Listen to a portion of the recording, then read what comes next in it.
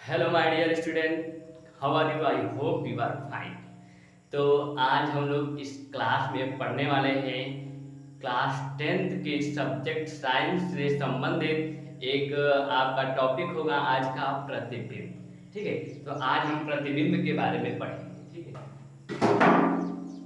तो चलिए सबसे पहले आप हम हेडिंग डालते हैं प्रतिबिंब।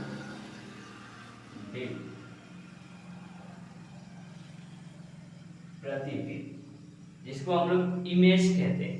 ठीक है, तो प्रतिबिंब की सबसे पहले हम लोग परिभाषा जान लेंगे कि प्रतिबिंब किसे कहते हैं। तब आपका परिभाषा होगा कि जब दो या दो से अधिक किरणें किसी प्रतिबिंब पर डाली जाती है, कि जब दो या दो से अधिक किरणें किसी प्रतिबिंब पर डाली जाती हैं तो वे किरणें जिस भी स्थान पे मिलती हैं उसे प्रतिबिंब कहते हैं। ठीक है, अब बात आती है कि प्रतिबिंब को किससे प्रदर्शित करते हैं। तो प्रतिबिंब को स्मॉल आई से प्रदर्शित करते हैं। यहाँ पे देखिएगा, प्रतिबिंब को स्मॉल आई से प्रदर्शित करते हैं। ठीक है, और इसका मात्रक क्या होगा? तो इसका मात्रक भी हमें नहीं भूलना है। इसका मात्रक होगा आपका मात्रक मीटर या सेंटीमीटर। ठीक है, अब अगला क्वेश्चन ये आता है कि प्रतिबिंब कितने प्रकार के होते हैं। तो आइए हम बिना देख के जानेंगे कि प्रतिबिंब कितने प्रकार की होती है। तो प्रतिबिंब आपका दो प्रकार के होते हैं। कौन कौन से? तो आइए हम देखते हैं। प्रतिबिंब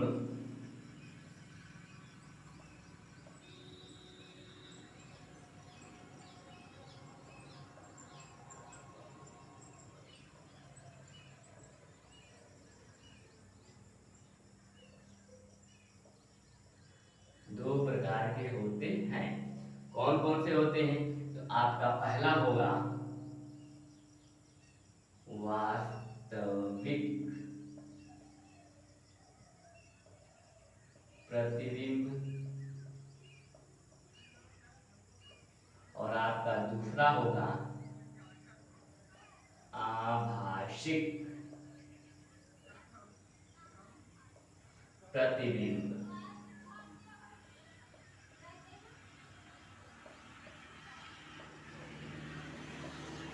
अब इस दोनों प्रतिबिंब की हम लोग डिफिनेशन जानेंगे और साथ में चित्र भी बनाएंगे ताकि हम लोग डिफिनेशन को अच्छे से समझ सके।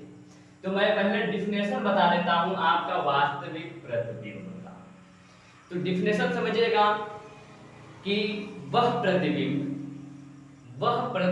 जो दर्पण के आगे बनता हो उसे कहते हैं वास्तविक प्रतिबिंब। और आभासिक प्रतिबिंब का डिफिनेशन होगा कि वह प्रतिबिंब जो दर्पण के पीछे बनता हो उसे कहते हैं आभासिक प्रतिबिंब। अब आइए हम सीधे सी बात है, दर्पण के आगे और पीछे प्रतिबिंब कैसे होते हैं उसको बना के दिखाते हैं। तो देखिए एक बात और इतना ध्यान रखिएगा, ये जो वास्तविक प्रतिबिंब है हमेशा हमेशा के लिए अवतल दर्पण होगा और जो आभासिक प्रतिबिंब है वो हमेशा उत्तल दर्पण होगा। तो सबसे पहले हम लोग अवतल दर्पण बनाते हैं।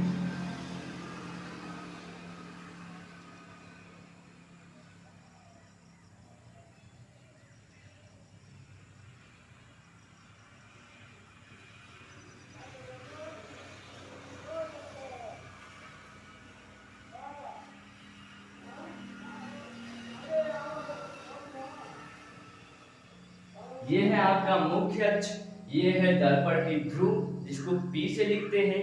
अब देखिए यहाँ पे कोई वस्तु रखी है, मान लीजिए आप यहाँ पे कोई वस्तु है A और P। ठीक है, यहाँ से जब प्रतिबिंब डाली जाएगी तो इसके इधर नहीं, पीछे नहीं, आगे ही प्रतिबिंब बनेगा। प्रतिबिंब को किससे लिखते हैं? I से। ये आपका, अब आप लोग समझ गए होंगे कि वह प्रतिबिंब जो दर्पण के आगे बनता हो उसे वास्तविक प्रतिबिंब कहते हैं। ये पहली तो अवतल दर्पण हमेशा रहेगा।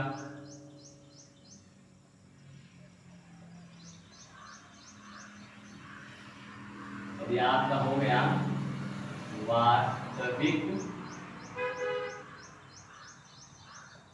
प्रतिबिंब। ठीक है, चलिए अब हम लोग आभासिक प्रतिबिंब को बनाते हैं और समझते हैं। तो वो हमेशा उत्तल दर्पण होता है, हमने पहले भी बताया। ठीक है, देखिए आपका उत्तल दर्पण का